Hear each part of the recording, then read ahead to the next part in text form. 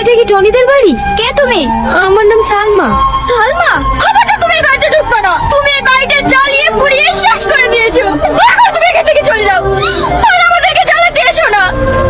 দেখো, আমি জানি আমি টনির সঙ্গে অনেক ভুল করেছি। আমি এখনই টনির সঙ্গে ক্ষমা চেয়ে নেবো। ও, তুমি টনির সাথে ক্ষমা চাইতে এসছো? আসো, তোমাকে টনির কাছে নিয়ে যাচ্ছি। আসো। এই দেখো আমার ভাই, এই দেখো আমার ভাই এখানে শুয়ে আছে। যাও, ক্ষমা চাও, ক্ষমা চাও। শুধু তোমার কারণে আমার ভাইটা মরে গেছে। টনি, তুমি আমার অভিনয় বুঝতে পারলে না টনি? আমি কি এরকম করেছি? তুমি আমাকে ছেড়ে যেতে পারো না টনি। এই যে শুনুন, বলছি এটা কি সালমাদের বাড়ি? হ্যাঁ, এটাই সালমাদের বাড়ি। কিছু বলছেন? ও কি বাড়িতে আছে? না, ওকে বিয়ের দিন থেকেই পাওয়া যাচ্ছে না। আপনি কি কিছু বলবেন? ও কোথায় গিয়েছে আপনি কি জানেন? না, সেটা তো বলতে পারলাম না। হ্যাঁ বল। কি? ঠিক আছে, আমি এখন আসছি। সালমা, সালমা, তোর কারণে আমার বন্ধু মেরেছে।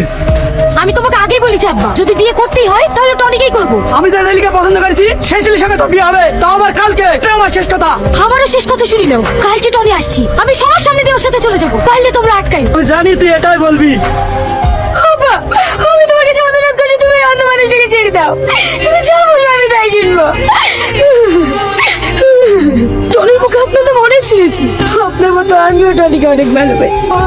তাই শুধুমাত্র ওর কথা রাখার জন্য আজ আমি সব ছেড়ে দিয়ে এই গ্রামে চলে গেছি। যদি যতদিন বাঁচবো এই অন্ধ মায়ের সেবা করে যেন বাকি জীবনটা কাটবে।